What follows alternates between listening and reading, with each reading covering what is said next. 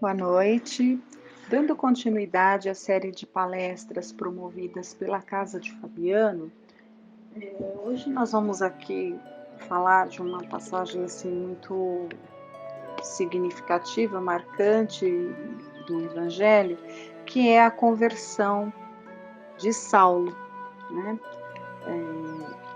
E isso se deu no caminho de Damasco, na estrada de Damasco, como está lá registrado no Evangelho. Mas essa história ela é relatada, ela é descrita, né, vamos dizer assim, o quadro tal qual aconteceu é descrito para nós nessa obra-prima, né, que é o livro Paulo e Estevão, do Chico Xavier, na verdade de Emmanuel, através da mediunidade de Chico Xavier, né, da psicografia de Chico Xavier. Então aqui, olha, começando nesse capítulo 10, a gente vai pegar aqui os trechos, né, do capítulo 10 para dar tempo de fazer a leitura, que é muito lindo. Então Paulo, só para fazer uma introdução, Paulo não, aqui ele era Saulo ainda, né? Então Saulo ele estava muito abatido porque a noiva que ele amava tanto, Abigail, irmã de Estevão, a quem ele havia mandado apedrejar, né? Ela havia acabado de desencarnar, né? Ela havia morrido. E ele estava muito triste, muito abatido. Ele vinha ali de um período de muito estresse desde da situação de Estevão, porque ele sabia que a Abigail, né, a sua amada, tinha um irmão, mas como eles eram judeus, eles tinham aqueles nomes típicos próprios ali dos judeus, né? E o nome, da verdade, de Estevão era Gesiel. Então ele conhecia o irmão de Abigail como Gesiel. Quando ele se converteu ao cristianismo, ele mudou de nome, ele deixou aquele nome de lado e ele adotou o nome de Estevão. Então ele não sabia, na verdade, Saulo não sabia que Gesiel e Estevão eram a mesma pessoa. E aí ele manda apedrejar a Estevão, né? E depois que fica sabendo ali que, na verdade, Estevão era Gesiel, amigo de Abigail. Abigail adoeceu, ela ficou muito doente após a morte do irmão, ali muito entristecida. Ela adoeceu. Mas em nenhum momento ela condenou ali o cristianismo, não se revoltou pelo fato do cristianismo. Ali na hora, né, que ela viu o irmão, nos últimos momentos, ela chegou ali no auge do desespero, ela chegou a falar, mas o que foi isso que fizeram, que os cristãos fizeram com você? Ela não entendia ainda. E o irmão pede a ela que não cultivasse esse sentimento contra, né? E ela fica ali muito abatida, tal, né? Alguns meses se passam ali da morte de Estevão, ela fica muito abatida e passa por ali, pela cidade onde ela estava abrigada na casa de Zacarias, era um casal, né? Ruth e Zacarias cuidavam dela como se fosse uma filha adotiva, e ela muito doente ali, e por uma semana estava passando ali pela cidade um cristão chamado Ananias, né? E Ananias conseguiu ali, naquele período que ela estava doente, ela ficou muito tempo doente. E Saulo estava fora, né? Não estava presente nesse momento aí. Estava envolvido com as tarefas dele, né? Bom, então nesse período de doença, ela ficou muito doente. O que a reergueu e o que a fazia se sentir melhor eram as pregações cristãs do Ananias. Então o Ananias era um cristão, né, que estava passando ali pela cidade, era ele que fazia com que ela se sentisse melhor, e foi através dele que ela se converteu e abraçou o cristianismo. Ela entendeu, né, o que era o cristianismo, ela compreendeu a Jesus, mesmo sem o conhecer, sem conviver, digamos assim, né, sem ter tido nenhuma experiência ali com ele, só de ouvir os relatos, ela já se sentiu tocada e foi o suficiente e ela virou cristã. Mas ainda assim ela desencarna, né? Mas desencarna feliz, entendendo que era daquela forma, entendendo tudo, sem nenhuma revolta e tudo mais. Quando ela desencarna, aí Saulo retorna, né? E ele tenta se inteirar do que estava acontecendo, tal. E aí ele vai e ele fica muito abatido. E é daqui que a gente vai começar a nossa leitura. Então ele estava muito abatido, olha, profundamente abatido. Procurava remédio para as mágoas íntimas na contemplação da paisagem que Abigail tanto amara. Então ele ficava ali observando toda aquela paisagem ali onde ela estava, né? E ele estava ali muito triste, né? Vamos aqui continuar a leitura. Pensamentos amargos o atormentavam, tomado de angustioso arrependimento. Afinal, com a rigidez das suas paixões, aniquilara todas as possibilidades de ventura. Com o rigorismo da sua perseguição implacável, Estevão encontrara o suplício terrível. Com o orgulho inflexível do coração, atirara a noiva ao antro indevassável do túmulo. Entretanto, não podia esquecer que devia todas as coincidências penosas àquele Cristo crucificado que não pudera compreender. Então, ele estava muito triste, mas ele queria arrumar um culpado para aquela tristeza dele. E o culpado que ele encontrava era Jesus. Ele, né? Porque o que Jesus falava era... ele interpretava que era flagrantemente um desrespeito às leis ali judaicas, né? Então, por isso ele mandou matar Estevão. E aí a amada dele começa a ouvir um cristão, né? E aí vai e morre também. Então ele estava jogando a culpa, né? Tentando arrumar a culpa para esse sofrimento todo dele. Olha, aí ele continua, né? Nos seus pensamentos ali, Saulo. Estevão inspirara falando nele, né? No Cristo, com amor e júbilo. Abigail, nos últimos instantes, consolava-se em recordá-lo e o exortava a segui-lo. Por todo esse acervo de considerações que se lhe represavam na mente exausta, Saulo de Tarso galvanizara o ódio pessoal ao Messias escarnecido. Julgando-se prejudicado pela difusão do Evangelho, renovaria os processos de perseguição infamante. E aí ele vai, né, ele começa a conversar com Zacarias, que era, vamos dizer ali, o pai adotivo da Abigail e que, né, estava ali junto com ela e presenciou tudo isso que aconteceu. Então ele pergunta para o Zacarias o que havia acontecido, né? Afinal de contas, quem será esse velho que conseguiu fascinar Abigail? Está falando do Ananias, né? Que conseguiu fascinar Abigail a ponto de ela abraçar as doutrinas estranhas do Nazareno? E o Zacarias responde: olha, ora, é um desses miseráveis eremitas que se entregam comumente a longas meditações no deserto. Mas embora ele tenha dado essa resposta, ele explica tudo o que aconteceu, né? Ele não era cristão, né? O Zacarias, óbvio que não, porque senão o Saulo teria perseguido ele também. Mas ele entendia que aquele período que aquele homem ficou ali ao lado de Abigail não fez mal para ela, pelo contrário, ela se sentia melhorzinha, mais revigorada. Ela conseguiu suportar ali a provação, né, da doença com mais ânimo, ela se sentia consolada, né? Então ele, embora não fosse cristão, por isso que ele fala dessa maneira, né, um desses miseráveis eremitas, ele reconhece que fez bem para ela e não via por que querer perseguir uma pessoa dessa, né? O Zacarias.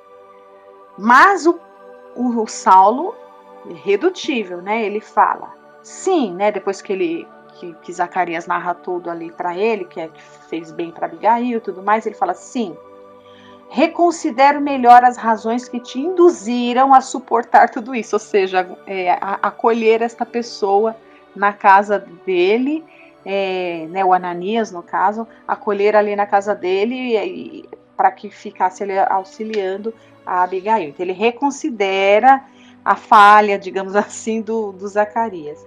Mas aí ele continua: mas não quero, não posso e não devo exonerar-me do compromisso que assumi em desafronta da lei. E aí o Zacarias pergunta: mas a que compromisso te referes? Né? Interrogou Zacarias surpreendido. Quero dizer que preciso encontrar Ananias a fim de castigá-lo devidamente. Então ele decide que ele vai perseguir, né? E o Zacarias fala: mas que é isso, Saulo? Abigail acaba de baixar, né, o sepulcro e aí tenta argumentar com ele. E ele continua: mas é a defesa da lei de Moisés que está em jogo, Saulo diz. E o Zacarias diz para ele: mas uma coisa é estudar a lei, outra é defender a lei. Então, tudo que tentava argumentar, né, para trazer ele à lucidez ali, de não ser tão implacável, nada disso valia, né? E aí ele se põe a caminho de Damasco, ele ia, né, a caminho ali de Damasco para perseguir ao Ananias. Então, olha, aí é que a gente vai fazer a leitura. Atormentado pelas indagações profundas que lhe assoberbavam a mente, pareceu despertar de um grande pesadelo. Então, ele estava ali, né, durante a viagem, ele começou a vir na cabeça dele todas essas questões, né? A questão da morte do Estevão ser irmão de Abigail, a morte de Abigail, Gamaliel, que era um doutor da lei, que fazia parte do Sinédrio, foi professor dele, ele tinha muito respeito, ele também se converteu ao cristianismo e até deixou o Sinédrio, dando lugar a Saulo, mas ele só não perseguiu porque ele tinha muito respeito, porque já era um ancião e foi professor dele, mas simpatizou com as ideias cristãs, né? Então ele estava muito atormentado com todas essas pessoas que eram caras a ele, se afeiçoando a esse Messias que ele tanto odiava, como a gente acabou de ler, né? Porque ele achava que era o Messias que estava tirando tudo dele. Então ele estava muito atormentado, né? Então vamos ver aqui, olha, devia ser meio-dia. Muito distante ainda, a paisagem de Damasco apresentava os seus contornos, pomares espessos, cúpulas cinzentas que se esboçavam ao longe. Bem montado, evidenciando o aprumo de um homem habituado aos prazeres do esporte, Saulo ia à frente em atitude dominadora. Em dado instante, todavia, quando o mal despertara das angustiosas cogitações, sente-se envolvido por luzes diferentes da tonalidade solar. Tem a impressão de que o ar se fende como uma cortina, sob pressão invisível e poderosa. Intimamente, considera-se presa de inesperada vertigem, após o esforço mental persistente e doloroso. Quer voltar-se, pedir socorro aos companheiros, mas não os vê, apesar da possibilidade de suplicar o auxílio. Então ele não consegue enxergar, mas ele consegue falar. Jacó, Demétrio, socorram-me, grita desesperadamente. Mas a confusão dos sentidos lhe tira a noção de equilíbrio e tomba do animal ao desamparo sobre a areia ardente. A visão, no entanto, parece dilatar-se ao infinito. Outra luz lhe banha os olhos deslumbrados, e no caminho que a atmosfera rasgada lhe desvenda, vê surgir a figura de um homem de majestática beleza, dando-lhe impressão de que descia do céu ao seu encontro. Sua túnica era feita de pontos luminosos, os cabelos tocavam nos ombros a nazarena, né? Tipo a moda nazarena, vamos dizer. Os olhos magnéticos imantados de simpatia e de amor, iluminando a fisionomia grave e terna, onde pairava uma divina tristeza. O doutor de Tarso contemplava-o com um espanto profundo, E foi quando, numa inflexão de voz inesquecível, o desconhecido se fez ouvir: Saulo, Saulo, por que me persegues? O moço tarcense não sabia que estava instintivamente de joelhos. Sem poder definir o que se passava, comprimiu o coração numa atitude desesperada. Incoercível sentimento de veneração apossou-se inteiramente dele. Que significava aquilo? De quem o vulto divino que entrevia no painel do firmamento aberto e cuja presença lhe inundava o coração precípite de emoções desconhecidas? Enquanto os companheiros cercavam o jovem genuflexo, sem nada ouvirem, nada verem, não obstante haverem percebido a princípio uma grande luz no alto, Saulo interrogava em voz trêmula e receosa. Então os outros não perceberam uma luz mais forte, digamos, né? Mas não viram mais nada, não perceberam nada e nem ouviram nada. Aí Saulo se dirige, né, ali a Jesus e diz: Quem sois vós, Senhor? Aureolado de uma luz balsâmica e num tom de inconcebível doçura, o Senhor respondeu: Eu sou Jesus. Então viu-se o orgulhoso e inflexível doutor da lei curvar-se para o solo em pranto convulsivo. Dir-se-ia que o apaixonado rabino de Jerusalém fora ferido de morte, experimentando num momento a derrocada de todos os princípios que lhe conformaram o espírito e o nortearam até então na vida. Diante dos olhos tinha agora, e assim, aquele Cristo magnânimo e incompreendido. Os pregadores do caminho não estavam iludidos. A palavra de Estevão era a pura verdade. A crença de Abigail era a senda real. Aquele era o Messias. A história maravilhosa da sua ressurreição não era um recurso lendário para fortificar as energias do povo. Sim, ele, Saulo, via-o ali, no esplendor de suas glórias divinas. E que o amor devia animar-lhe o coração cheio de augusta misericórdia para vir encontrá-lo nas estradas desertas. A ele, Saulo, que se arvorara em perseguidor implacável dos discípulos mais fiéis.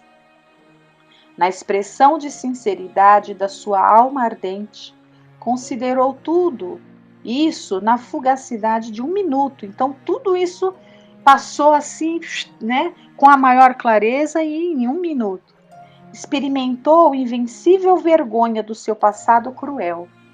Uma torrente de lágrimas impetuosas lavava-lhe o coração. Quis falar, penitenciar-se, clamar suas infinitas desilusões, protestar fidelidade e dedicação ao Messias de Nazaré, mas a contrição sincera do espírito arrependido e dilacerado embargava-lhe a voz. O mestre então tocou-lhe os ombros com ternura, dizendo com inflexão paternal: Não recalcitres contra os aguilhões. Saulo compreendeu desde o primeiro encontro com Estevão forças profundas que o compeliam a cada momento e em qualquer parte à meditação dos novos ensinamentos. O Cristo chamara-o por todos os meios e de todos os modos, mas ele se fez surdo, né? Banhado em pranto como nunca lhe acontecera na vida, fez ali mesmo, sob o olhar assombrado dos companheiros e ao calor escaldante do meio-dia, a sua primeira profissão de fé. Senhor, que quereis que eu faça? Saulo de Tarso não escolhe tarefas para servi-lo na renovação de seus esforços de homem, entregando-se-lhe de alma e corpo.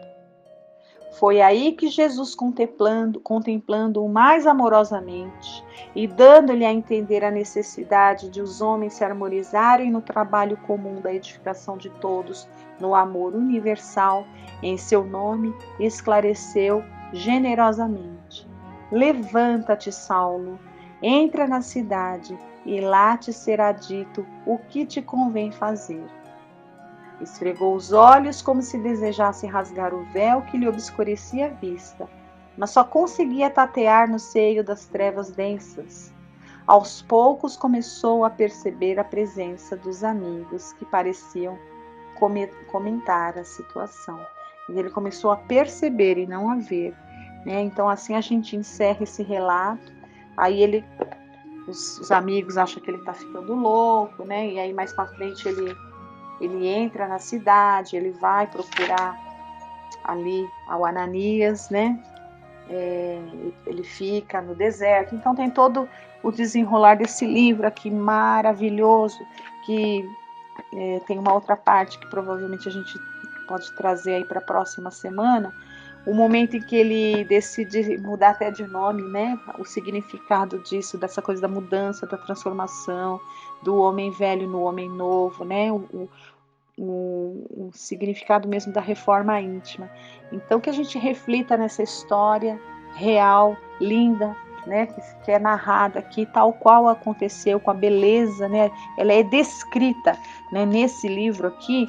Isso que a gente acabou de ler é a descrição do fato como ele aconteceu, e para que a gente possa tirar o significado disso, né, de Jesus ao nosso encontro, e que a gente possa se sentir nessa estrada de Damasco, enxergando ao Cristo, né? Abrindo os olhos e percebendo a luz do Cristo na nossa vida.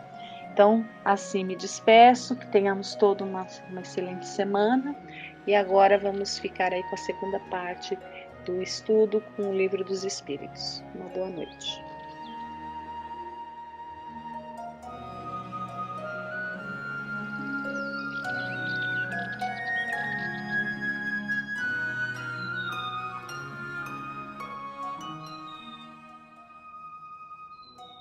Boa noite a todos. Vamos ver agora algumas questões do Livro dos Espíritos, da parte 3 do livro, que fala sobre as leis morais, e vamos ver parte do capítulo 10, que fala sobre a lei de liberdade. E estamos no item 5, que é sobre o livre-arbítrio. Questão 843. O homem tem livre-arbítrio nos seus atos? Resposta: pois, se tem a liberdade de pensar, tem a de agir. Sem o livre-arbítrio, o homem seria uma máquina. O homem tem a liberdade de agir conforme seus pensamentos, seus interesses e seus conhecimentos. Porém, se opta por atos que prejudiquem o trem, cria provas para si mesmo. Leon Denis, no livro O Problema do Ser, do Destino e da Dor, no capítulo 22, cujo título é O Livre-Arbítrio, no quarto item, ele escreveu: o espírito só está verdadeiramente preparado para a liberdade no dia em que as leis universais que lhe são externas se tornem internas e conscientes pelo próprio fato de sua evolução. No dia em que ele se penetrar da lei e fizer dela a norma de suas ações, terá atingido o ponto moral em que o homem se possui, domina e governa a si mesmo. Questão 845. As predisposições instintivas que o homem traz ao nascer não são um obstáculo ao exercício do seu livre-arbítrio? Resposta: as predisposições instintivas são as do espírito antes da encarnação. Conforme for ele mais ou menos adiantado, elas podem impeli-lo a atos repreensíveis, no que ele será secundado por espíritos que simpatizem com essas disposições, mas não há arrastamento irresistível quando se tem a vontade de resistir. Lembrai-vos de que querer é poder. Então veja que as predisposições instintivas são as tendências que o espírito traz de outra encarnação passada, né? Como resultado, né, dessas encarnações anteriores. A educação que receber pode levá-lo a vencer suas tendências negativas. Nem sempre, porém, o espírito vence suas dificuldades em uma única encarnação. Questão 846. O organismo não influi nos atos da vida? E se influi, não o faz com prejuízo do livre-arbítrio? Resposta: o espírito é certamente influenciado pela matéria, que pode entravar as suas manifestações. Eis porque, nos mundos em que os corpos são menos materiais do que na Terra, as faculdades se desenvolvem com mais liberdade. Mas o instrumento não dá faculdades ao espírito. De resto, é necessário distinguir, neste caso, as faculdades morais das faculdades intelectuais. Se um homem tem um instinto do assassínio, é seguramente o seu próprio espírito que o possui e que lhe o transmite, mas nunca os seus órgãos. Aquele que aniquila o seu pensamento para se ocupar apenas da matéria, faz-se semelhante ao bruto, e ainda pior, porque não pensa mais em se premunir contra o mal. É nisso que ele se torna faltoso, pois assim age pela própria vontade. Então, se o espírito tem uma deficiência física, pode superá-la até certo ponto. Por exemplo, uma pessoa que é cega consegue se deslocar de um lugar para outro, pode aprender a ler em braille, etc. Porém, há barreiras que dificultam certas atividades. Então, de fato, o organismo influi nos atos da vida, pode limitar certas ações. As dificuldades físicas são provas pelas quais podemos passar para auxiliar na nossa evolução. Mas há aqueles que têm o físico perfeito, mas têm graves dificuldades morais ou intelectuais. Então, as dificuldades de ordem moral criam provas e expiações para o futuro. Já as dificuldades físicas podem ser uma forma de auxílio para vencer uma dificuldade moral ou um resgate ou algum resgate do passado a expiar. Questão 847. A alteração das faculdades tira ao homem o livre-arbítrio? Resposta: aquele cuja inteligência está perturbada por uma causa qualquer perde o domínio do seu pensamento e, desde então, não tem mais liberdade. Essa alteração é frequentemente uma punição para o espírito que, numa existência, pode ter sido vão e orgulhoso, fazendo mau uso de suas faculdades. Ele pode renascer no corpo de um idiota, como o déspota no corpo de um escravo e o mal rico no de um mendigo. Mas o espírito sofre esse constrangimento, do qual tem perfeita consciência. É nisso que está a ação da matéria.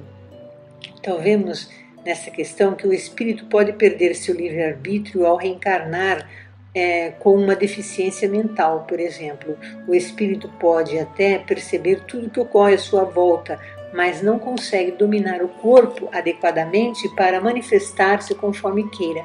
Essas limitações são provas ou expiações. Questão 848. A alteração das faculdades intelectuais pela embriaguez desculpa os atos repreensíveis? Resposta: não, pois o ébrio voluntariamente se priva da razão para satisfazer paixões brutais. Em lugar de uma falta, comete duas. Então, quem bebe sabe que perderá a sobriedade ao se embriagar, e como escolhe pelo estado da embriaguez, torna-se responsável pelos seus atos. Além disso, a pessoa está prejudicando seu cérebro a si mesmo, né? Às vezes, essa tendência já vem de uma outra encarnação, que nesta está continuando o vício. As pessoas começam bebendo socialmente, como se costuma dizer, mas quando menos espera já não vive mais sem a bebida, perde o emprego, bebem escondido dos familiares que chegam a ficar transtornados com as dificuldades que passam com o familiar doente, porque o vício da bebida e das drogas é considerado uma doença grave que prejudica a saúde física e mental, compromete a vida profissional do doente e adoece também os familiares. É uma doença grave, em primeiro lugar, porque é aceito socialmente e se aprende com os familiares muitas vezes. E, portanto, é considerado normal até que a situação fique mais complicada. Felizmente, existem formas de tratamento, mas as pessoas fogem dele por muito tempo antes de procurar ajuda. Infelizmente, né? Item 7. Conhecimento do futuro. Questão 868. O futuro pode ser revelado ao homem? Resposta. Em princípio, o futuro lhe é oculto e só em casos raros e excepcionais Deus lhe permite a sua revelação. Muitas vezes o aviso aparece na forma de pressentimento e isto o leva a tomar providências pensando no futuro. Ou é revelado durante o sono e ao acordar pode ter uma vaga intuição ou mesmo não se lembra, mas na hora que precisa usar aquele conhecimento, né, aquela revelação, ele saberá usar no momento adequado. Também pode ocorrer a presciência quando está na iminência de um perigo, como, por exemplo, um desastre, grandes calamidades, em outras situações semelhantes. O futuro revelado claramente a alguém já é mais difícil. As revelações podem ser provas também. Kardec, no capítulo 16 do livro A Gênese, no item 17, no terceiro parágrafo, está escrito: avisam-nos das coisas futuras, pessoais ou gerais, né? Falando-se o que os espíritos avisam, né? Então, eles avisam das coisas futuras, pessoais ou gerais, quando necessário, na medida da perspicácia de que são dotados, como o fariam conselheiros e amigos. Suas previsões, pois, são antes advertências do que predições propriamente ditas, as quais implicariam numa fatalidade absoluta. Além disso, quase sempre motivam a opinião que se manifestam, por não quererem que o homem anule a sua razão sob uma fé cega e desejarem que este último lhe aprecie a exatidão. Questão 869. Com que fim o futuro é oculto ao homem? Resposta. Se o homem conhecesse o futuro, negligenciaria o presente e não agiria com a mesma liberdade de agora, pois seria dominado pelo pensamento de que se uma coisa deve acontecer, não adianta ocupar-se dela, ou então procuraria impedi-la. Deus não quis que assim fosse, a fim de que cada um pudesse concorrer para a realização das coisas, mesmo daquelas a que desejaria opor-se. Assim é que tu mesmo, sem o saber, quase sempre preparas os acontecimentos que sobrevirão no curso da tua vida. Questão 870. Mas, se é útil que o futuro permaneça oculto, por que Deus permite às vezes a sua revelação? Resposta. É quando esse conhecimento antecipado deve facilitar o cumprimento das coisas, em vez de embaraçá-lo, levando o homem a agir de maneira diferente do que o faria se não o tivesse. Além disso, muitas vezes é uma prova. A perspectiva de um acontecimento pode despertar pensamentos que sejam mais ou menos bons. Se um homem souber, por exemplo, que obterá uma fortuna com a qual não contava, poderá ser tomado pelo sentimento de cupidez, pela alegria de aumentar os seus gozos terrenos, pelo desejo de a obter mais cedo, desejando a morte daqueles que lhe deve a deixar. Ou então, essa perspectiva despertará neles bons sentimentos e pensamentos generosos.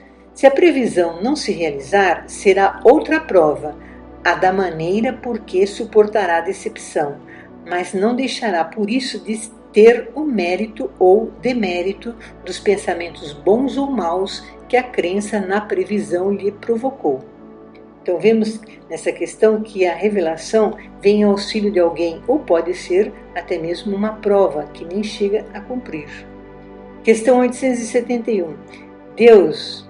Desde que Deus tudo sabe, também sabe se um homem deve ou não sucumbir numa prova. Nesse caso, qual a necessidade da prova, que nada pode revelar a Deus sobre aquele homem? Resposta. Tanto valeria perguntar por que Deus não fez o homem perfeito e realizado, por que o homem passa pela infância antes de chegar à idade madura.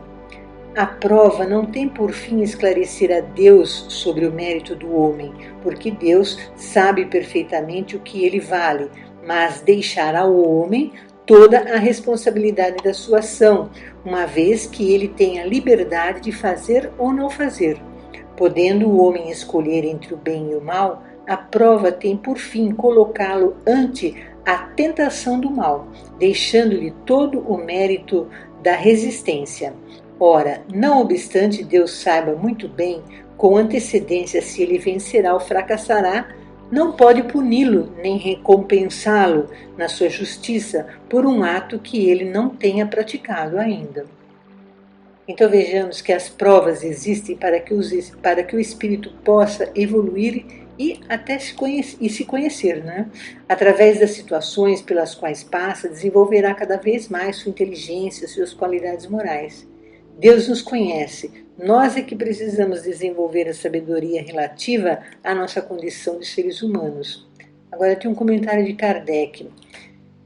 É assim entre os homens. Por mais capaz que seja um aspirante, por mais certeza que se tenha do seu triunfo, não se lhe concede nenhum grau sem o exame, o que quer dizer sem prova. Da mesma maneira, um juiz não condena um acusado senão pela prova de um ato consumado e não pela previsão de que ele pode ou deve praticar esse ato. Quanto mais se reflete sobre as consequências que teria para o homem o conhecimento do futuro, mais se vê como a providência foi sábia ao ocultá-lo.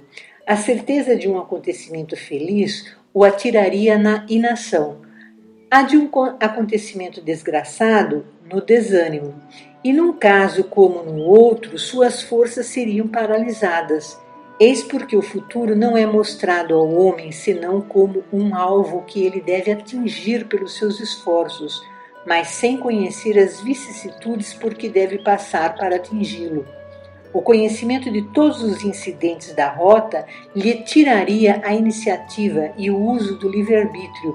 Ele se deixaria arrastar pelo declive fatal dos acontecimentos, sem exercitar as suas faculdades. Quando o sucesso de uma coisa está assegurado, ninguém mais se preocupa com ela.